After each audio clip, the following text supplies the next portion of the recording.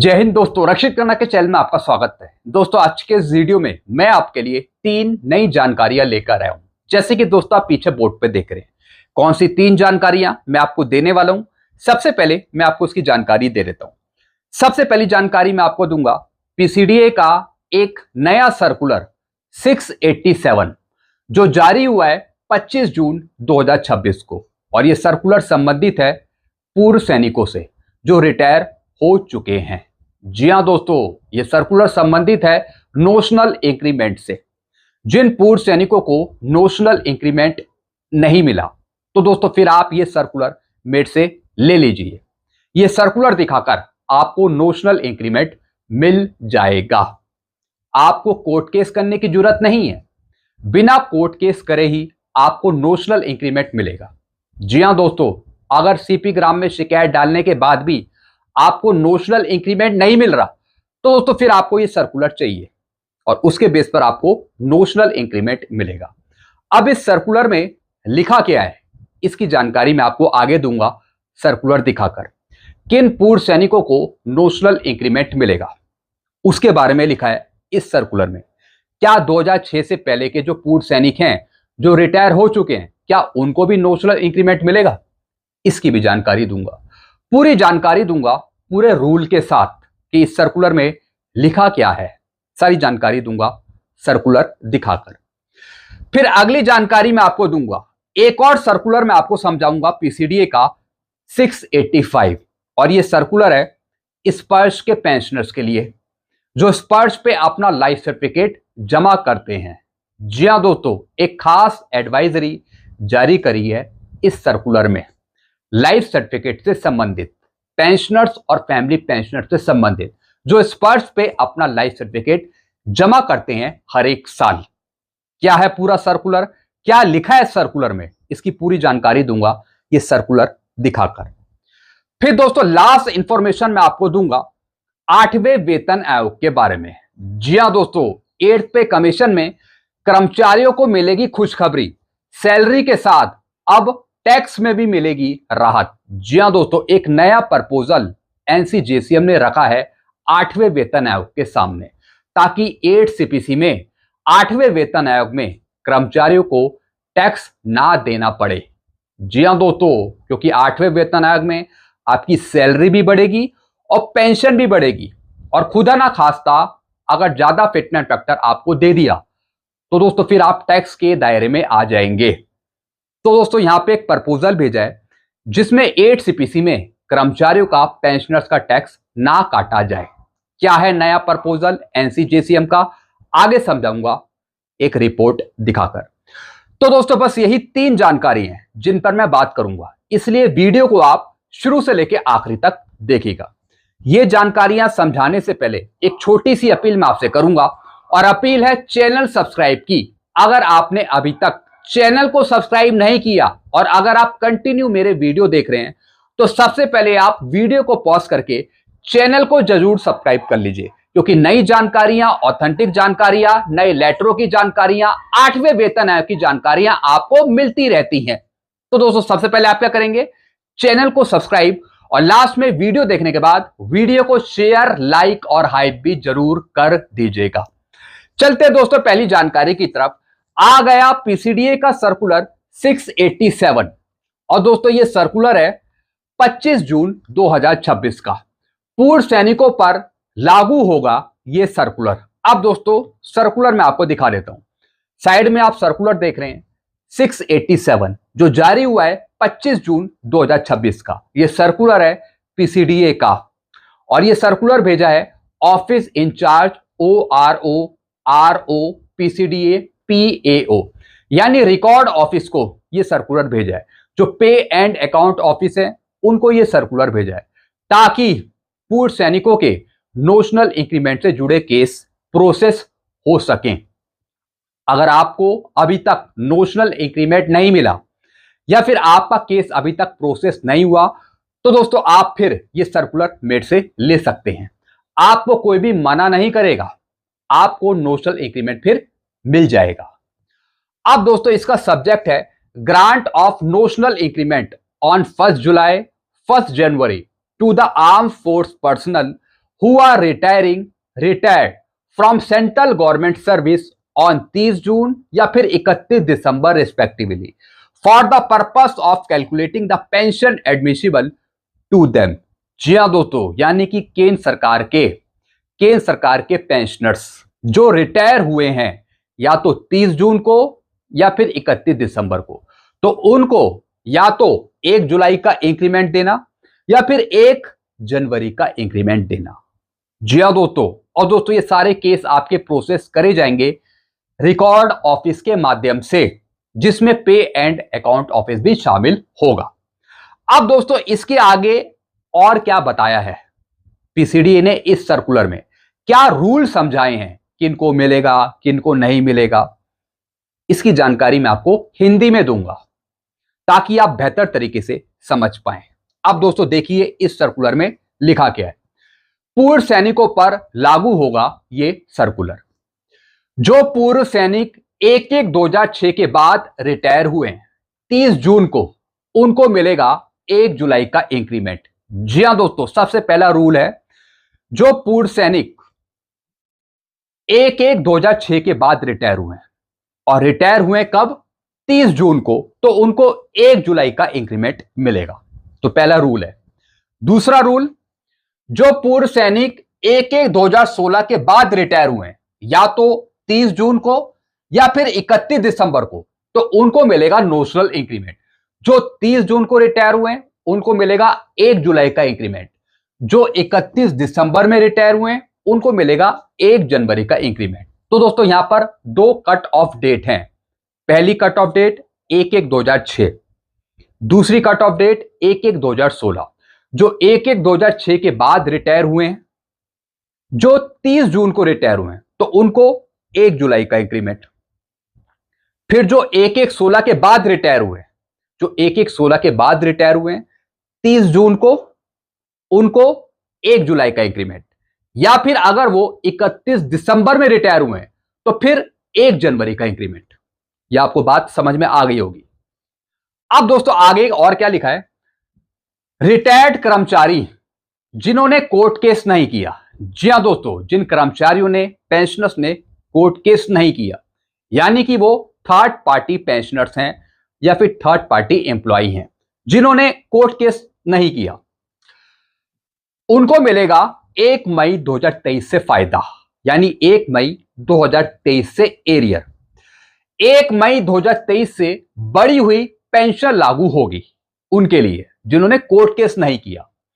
30 अप्रैल 2023 से पहले की अवधि के लिए कोई पुराना एरियर नहीं दिया जाएगा। जी हां दोस्तों, यानी कि 1 मई 2023 से ही आपको एरियर दिया जाएगा आगे के लिए। 1 मई 2023 से पहले की अवधि का कोई बकाया आपको नहीं मिलेगा। जैसे मान लेते हैं अगर आप 30 जून 2017 को रिटायर हुए तो आपको 1 जुलाई 2017 का इंक्रीमेंट तो मिल जाएगा, लेकिन जो एरियर का बेनिफिट है वो 2017 से आगे का नहीं मिलेगा। वो आपको कब से मिलेगा, 1 मई 2023 से अब तक का। यह बात आपको समझ में आ गई होगी। अब दोस्तों दूसरा पॉइंट, जिन्होंने खुद कोर्ट में अर्जी दी थी, जिन रिटायर्ड कर्मचारियों ने, पेंशनर्स ने अदालतों में स्वयं याचिका या फिर अर्जी लगाई थी, यानी कि खुद उन्होंने कोर्ट केस किया था अदालत में, उन्हें कोर्ट में आवेदन करने वाले महीने से 3 साल पहले तक का पुराना बकाया दिया जाएगा। जी हां दोस्तों, जिन्होंने कोर्ट में अर्जी लगाई थी, तो दोस्तों उस केस में आवेदन करने वाले महीने से 3 साल पहले का पुराना एरियर आपको दिया जाएगा। यह दूसरा रूल है। तो एक बार चेक कर लीजिए, कहीं आपने कोर्ट में केस तो नहीं किया, कोई अर्जी तो नहीं लगाई थी। तो जिस दिन आपने अर्जी लगाई होगी या फिर जिस महीने आपने अर्जी लगाई होगी, तो उससे पहले 3 साल पहले तक का आपको एरियर मिल जाएगा। यह दूसरा रूल है। अब दोस्तों फिर आगे क्या लिखा है, रिकॉर्ड ऑफिस और अधिकारियों के लिए सख्त निर्देश। जी हां दोस्तों, पीसीडीए के इस सर्कुलर में रिकॉर्ड ऑफिस के लिए और अधिकारियों के लिए सख्त निर्देश दिए हैं, सख्त रूल अप्लाई करें यहां पे। अब क्या लिखा है, गलत डेटा एंट्री पर रोक। स्पर्श पोर्टल की जांच में पाया गया है कि कुछ रिकॉर्ड ऑफिस इंक्रीमेंट का क्लेम भरते समय वित्तीय लाभ की तारीख 1 मई 2023 डालने के बजाय कर्मचारियों की वास्तविक रिटायरमेंट की तारीख डाल रहे हैं। जी हां दोस्तों, यह पकड़ में आया है स्पर्श के, पीसीडीए के, सीजीडीए के कि कई केस नोशनल इंक्रीमेंट के रिकॉर्ड ऑफिस से प्रोसेस करे जा रहे हैं, लेकिन सिस्टम में जो डेट मेंशन करी जा रही है वो पेंशनर की, पूर्व सैनिक की रिटायरमेंट डेट मेंशन करी जा रही है, बल्कि मेंशन करनी चाहिए 1 मई 2023, क्योंकि एरियर जो मिलना है नोशनल इंक्रीमेंट का वो 1 मई 2023 से ही मिलना है। तो दोस्तों, इसको सुधारने की बात कही है इस सर्कुलर में कि रिकॉर्ड ऑफिस ऐसी कोई गलती ना करे, जो डेट मेंशन करनी है वो करनी है 1 मई 2023 की, नहीं तो गलत एरियर बन जाएगा। यही इसमें लिखा है। इससे बकाया एरियर की गणना गलत हो रही है। अधिकारियों को निर्देश दिया है कि वे कट ऑफ डेट केवल 1 मई 2023 ही भरें। जी हां दोस्तों, जो सॉफ्टवेयर है, स्पर्श का सॉफ्टवेयर है, उसमें डेट मेंशन करनी होती है। तो दोस्तों, जो एरियर कैलकुलेट होता है वो ऑनलाइन एरियर कैलकुलेट होता है। जी हां दोस्तों, उसमें एक डेट मेंशन करी जाती है कि कब से आपको बकाया देना है, कब से एरियर आपको देना है। तो दोस्तों, जब वो डेट ही गलत मेंशन होगी तो फिर गलत होगा सब कुछ। तो इसलिए जो कट ऑफ डेट है एरियर मिलने की वो है 1 मई 2023। तो यही डेट मेंशन करनी है, ये सर्कुलर में लिखा है। फिर क्या लिखा है? जिन रक्षा कर्मियों ने कोर्ट केस किया था और वो जीत चुके हैं, जी हां दोस्तों, वो पूर्व सैनिक जिन्होंने कोर्ट केस किया था और वो जीत चुके हैं, तो उनके मामले में कोर्ट के आदेश के अनुसार लाभ दिया जाएगा। जी हां दोस्तों, जिन पूर्व सैनिकों ने एएफटी में, सुप्रीम कोर्ट में या फिर हाई कोर्ट में कोर्ट केस किया था नोशनल इंक्रीमेंट लेने के लिए, तो दोस्तों जो जजमेंट में लिखा होगा फिर उसी के आदेश के अनुसार आपको नोशनल इंक्रीमेंट दिया जाएगा। जैसा कोर्ट ने लिखा होगा वैसे ही दिया जाएगा आपको। ऐसे मामलों में कोर्ट के फैसले की कॉपी और सरकार की मंजूरी के साथ अपलोड करना होगा। जी हां दोस्तों, यहां पे रिकॉर्ड ऑफिस कार्रवाई तो करेगा, लेकिन साथ ही साथ जिन पूर्व सैनिकों ने कोर्ट केस किया है तो उस जजमेंट की कॉपी चाहिए और फिर गवर्नमेंट की सैंक्शन की आदेश की भी कॉपी चाहिए। यानी कि जो गवर्नमेंट ने पहले डीओपीटी ने आदेश निकाला था 14 अक्टूबर का और फिर वो 20 मई वाला, तो वो आदेश भी लगाए जाएंगे और साथ में जो पूर्व सैनिक ने कोर्ट केस किया है उसका जजमेंट की कॉपी भी। तो दोस्तों ये उनके लिए होगा जिन्होंने कोर्ट केस किया था और जजमेंट उनके पास है, उन पूर्व सैनिकों की बात कर रहा हूं। फिर दोस्तों अगला पॉइंट, ये सर्कुलर सभी संबंधित विभागों को भेज दिया गया है और ये रक्षा पेंशन की आधिकारिक वेबसाइट पर भी अपलोड है। जी हां दोस्तों, ये सर्कुलर आपको स्पर्श पे भी मिल जाएगा। स्पर्श की जो वेबसाइट है वहां पर भी आपको ये सर्कुलर मिल जाएगा। एक और चीज मैं आपको समझाऊंगा, अगर आप सीपी ग्राम में कंप्लेंट डाल रहे हैं नोशनल इंक्रीमेंट लेने के लिए, अगर आपको उल्टा सीधा जवाब दिया जा रहा है कि आपको नहीं मिलेगा नोशनल इंक्रीमेंट, आप एलिजिबल नहीं है, तो दोस्तों फिर आप ये सर्कुलर मेरे से ले लीजिए। ये सर्कुलर दिखाकर भी आप नोशनल इंक्रीमेंट ले सकते हैं। अगर रिकॉर्ड ऑफिस को इसकी जानकारी नहीं है तो आप भी कार्रवाई कर सकते हैं, ये सर्कुलर ले जाकर दिखाकर, तब आपको नोशनल इंक्रीमेंट मिल जाएगा। तो दोस्तों नोशनल इंक्रीमेंट से जुड़ी कोई और भी दिक्कत है तो आप मेरे से पूछ सकते हैं, सारी जानकारी मैं आपको दे दूंगा नोशनल इंक्रीमेंट की। चाहे आप सिविलियंस पेंशनर्स हो, डिफेंस पेंशनर्स हो, चाहे कोई से भी पेंशनर्स हो, अगर स्टेट के भी पेंशनर्स हैं, कोई दिक्कत है पेंशन से जुड़ी, कुछ भी दिक्कत है तो यू कैन कनेक्ट मी, आप कॉल कर सकते हैं मुझे। चलते अगली जानकारी की तरफ। आ गया पीसीडीए का सर्कुलर 685। जी हां दोस्तों, एक और पीसीडीए का सर्कुलर है 685। खुशखबरी, स्पर्श के पेंशनर्स, फैमिली पेंशनर्स के लिए बैंक अधिकारियों द्वारा प्रमाणित एमएलसी को स्वीकार करने की मंजूरी देना। जी हां दोस्तों, अब दोस्तों एक और सर्कुलर मैं आपको समझाऊंगा। यह सर्कुलर है 685, 9 फरवरी 2026 का सर्कुलर है, लेकिन काफी इंपॉर्टेंट ये सर्कुलर है जो भेजा गया है पीसीडीए को, सारे सीपीपीसी को, बैंकों को, पे एंड अकाउंट ऑफिस को, सारे पोस्ट मास्टर को, हर एक को दोस्तों ये सर्कुलर भेजा है जो आपकी पेंशन डिस्पेंसिंग एजेंसी है, जिसका सब्जेक्ट है acceptance of manual life certificate sign by bank official for Sparsh pensioners. जी हां दोस्तों, जो स्पर्श के पेंशनर्स डीएलसी जमा नहीं कर पाते जो मैनुअल लाइफ सर्टिफिकेट जमा करते हैं, तो जो मैनुअल लाइफ सर्टिफिकेट का फॉर्म है उसमें बैंक का अधिकारी उसे अटेस्ट कर पाएगा और जो आपका फॉर्म है वो एक्सेप्ट करेगा फिर स्पर्श पीसीडीए। जी हाँ दोस्तों, एक खास एडवाइजरी जारी करी है सभी बैंकों के लिए, सीपीपीसी के लिए, पोस्ट मास्टर के लिए, हर एक के लिए। अब दोस्तों आगे क्या लिखा है इस सर्कुलर में, ये मैं आपको हिंदी में समझाऊंगा ताकि आप बेहतर तरीके से समझ पाएं। अब दोस्तों देखिए इस सर्कुलर में लिखा क्या है। खुशखबरी, स्पर्श के पेंशनर्स और फैमिली पेंशनर्स के लिए बैंक अधिकारियों द्वारा प्रमाणित एमएलसी को स्वीकार करने की मंजूरी देना। जी हाँ दोस्तों, अब आपका बैंक भी स्वीकार करेगा आपका लाइफ सर्टिफिकेट एमएलसी। अब दोस्तों देखिए इसमें क्या लिखा है। आपके मैनुअल लाइफ सर्टिफिकेट को मुख्य रूप से संबंधित बैंक के अधिकृत अधिकारी स्वीकार और सत्यापित करेंगे। जी हाँ दोस्तों, जो आप स्पर्श से मैनुअल लाइफ सर्टिफिकेट का प्रिंट निकालेंगे, उसे भरेंगे और दोस्तों उस फॉर्म को अटेस्ट कौन करेगा? बैंक का अधिकारी उसे सत्यापित करेगा, अटेस्ट करेगा। फिर क्या लिखा है? पब्लिक सेक्टर, सरकारी और प्राइवेट बैंक। जी हाँ दोस्तों, अब दोस्तों उसमें कौन कौन से बैंक शामिल हैं? कुछ सरकारी बैंक भी हैं और कुछ प्राइवेट बैंक भी हैं।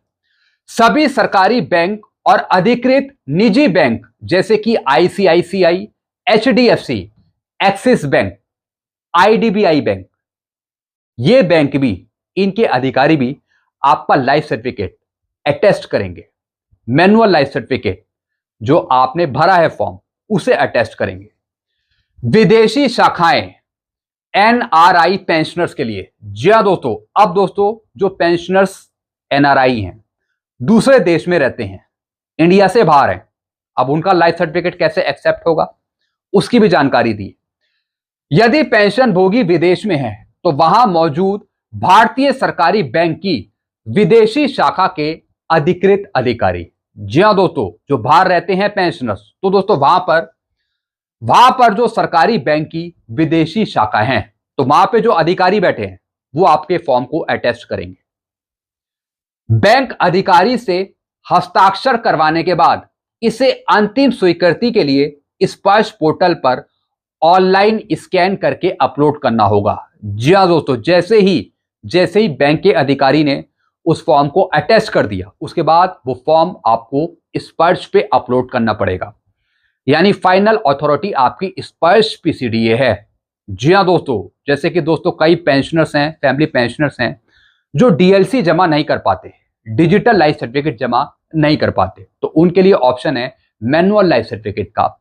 मैनुअल लाइफ सर्टिफिकेट का फॉर्म आप स्पर्श से निकालते हैं, उस फॉर्म को भरना होता है, उसको अटेस्ट भी करना होता है, तो वो फॉर्म बैंक का कोई अधिकारी भी अटेस्ट कर देगा। जब सारी प्रक्रिया पूरी हो जाएगी तो फिर उस फॉर्म को स्पर्श पे आपको दोबारा अपलोड करना है। तब दोस्तों बाद में आपका लाइफ सर्टिफिकेट एक्सेप्ट किया जाएगा स्पर्श पीसीडी के द्वारा। यह है प्रोसेस। अब दोस्तों आगे देखिए क्या लिखा है। इसके अतिरिक्त सामान्य नियमों के तहत आप राजपत्रित अधिकारी, गेजेटेड ऑफिसर, सब पोस्ट ऑफिस के पोस्ट मास्टर या फिर जिला सैनिक बोर्ड के सैनिक वेलफेयर ऑफिसर से भी इसे साइन करवाकर स्पर्श पोर्टल पे जमा कर सकते हैं। जरूरी नहीं है कि कोई बैंक का कर्मचारी, अधिकारी उसे अटेस्ट करेगा। आप चाहें तो सब पोस्ट ऑफिस के पोस्ट मास्टर से भी उसमें सील लगवा सकते हैं, अटेस्ट करा सकते हैं, या फिर जिला सैनिक बोर्ड के जो सैनिक वेलफेयर ऑफिसर हैं उनसे भी अटेस्ट करा सकते हैं। मैं मैनुअल लाइफ सर्टिफिकेट फॉर्म की बात कर रहा हूं, एमएलसी की बात कर रहा हूं मैं। तो दोस्तों इस तरीके से आप साइन करवाकर स्पर्श पोर्टल पे एमएलसी को अपलोड भी कर सकते हैं। इस तरीके से आपका लाइफ सर्टिफिकेट एक्सेप्ट हो जाएगा। तो दोस्तों ये सर्कुलर था जो मैंने आपको यहां पे समझाया। ये दोनों सर्कुलर आप मेरे से ले सकते हैं, नोशनल इंक्रीमेंट वाला भी और ये लाइफ सर्टिफिकेट वाला भी, एमएलसी वाला भी। काफी इंपॉर्टेंट ये सर्कुलर है दोनों। चलते हैं लास्ट इंफॉर्मेशन की तरफ। 8th पे कमीशन में कर्मचारियों को मिलेगी खुशखबरी, सैलरी के साथ अब टैक्स में भी मिलेगी राहत। 8वें वेतन आयोग के सामने National Council Joint Consultative Machinery NCJCM के स्टाफ पक्ष ने केंद्रीय कर्मचारियों के लिए एक नई डिमांड रखी है। जी हां दोस्तों, एनसीजेसीएम ने श्री गोपाल मिश्रा जी की टीम ने एक नई डिमांड रखी है 8वें वेतन आयोग के सामने, यानी टैक्स में आपको छूट मिले 8वें वेतन आयोग में। अब किस टैक्स में छूट देने की बात करी है एनसीजेसीएम ने, शिव गोपाल मिश्रा जी ने। अब दोस्तों उस रिपोर्ट की तरफ चलते हैं। एक नई रिपोर्ट है दोस्तों जो मैं आपको समझा रहा हूं यहां पे। अब दोस्तों यहां पे देखिए, ये नई रिपोर्ट है जागरण बिजनेस की। 8th पे कमीशन कर्मचारियों के लिए बड़ी खुशखबरी, सैलरी के साथ अब टैक्स में भी मिलेगी राहत। जी हां दोस्तों, अब आपको कहीं ना कहीं टैक्स में छूट मिलेगी 8वें वेतन आयोग में। ऐसा प्रपोजल रखा गया है एनसीजेसीएम के द्वारा। और दोस्तों ये रिपोर्ट है 9 जुलाई 2026 की, हाल ही की दोस्तों, अभी की 1-2 दिन 3 दिन की दोस्तों ये रिपोर्ट है। केंद्रीय कर्मचारियों को 8वें वेतन आयोग से प्रोफेशनल टैक्स में राहत मिल सकती है। National Council Joint Consultative Machinery NCJCM ने आयोग के सामने यह मांग रखी है, जिससे कर्मचारियों पर दोहरा बोझ कम होगा। जी हां दोस्तों, पेंशन और सैलरी तो आपकी बढ़ेगी, लेकिन साथ ही साथ आपको टैक्स में भी छूट दी जा सकती है 8वें वेतन आयोग में। अब दोस्तों ये प्रोफेशनल टैक्स होता क्या है, किस टैक्स में छूट देने की बात करी है, ये प्रोफेशनल टैक्स है क्या, ये मैं आपको आगे समझाऊंगा। अब दोस्तों यहां पर कौन कौन सी चीजें मैं आपको समझाऊंगा। यहां पे 3 पॉइंट है। 8वें वेतन आयोग से प्रोफेशनल टैक्स हटाने की मांग। दूसरा पॉइंट, एनसीजेसीएम ने केंद्रीय कर्मचारियों के लिए रखी सिफारिश, कर्मचारियों पर दोहरा टैक्स बोझ कम करने का लक्ष्य। ये 3 चीजें हैं जो मैं आपको समझाऊंगा। अब आगे क्या लिखा है, केंद्रीय कर्मचारी 8वें वेतन आयोग का इंतजार कई दिनों से कर रहे हैं। वहीं दूसरी ओर वेतन आयोग भी जगह जगह अहम बैठकें कर रहा है। जैसा आपको पता है 8वां वेतन आयोग जगह जगह जा रहा है, बातचीत कर रहा है, जिससे कि वो हर तरह के कर्मचारियों की मांगों को सुन सके। आज आयोग की बैठक कोलकाता में है, जहां आयोग कई संघों से चर्चा करने वाले हैं। जी हां दोस्तों, जैसा आपको पता है वेतन आयोग कई राज्यों में जा रहा है, कई स्टेट में जा रहा है। इसी बीच 8वें वेतन आयोग से जुड़ी एक और सिफारिश आयोग के सामने रखी गई है, जिससे सरकारी कर्मचारियों को अच्छा खासा फायदा मिल सकता है।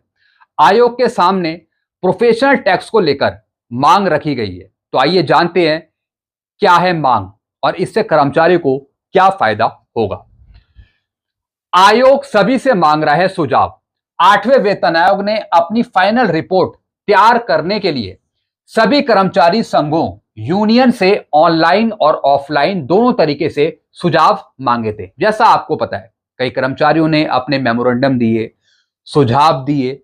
अब वेतन आयोग भी कुछ सुझाव ले रहा है, मीटिंग कर रहा है कर्मचारी संघों के साथ, पेंशनर्स एसोसिएशन के साथ, यानी ऑफलाइन और ऑनलाइन तरीकों से सुझाव लिए जा रहे हैं। इसके अलावा आयोग शहर शहर जाकर भी बैठकें कर रहा है, जिससे कि हर पहलू को अच्छे से समझा जाए।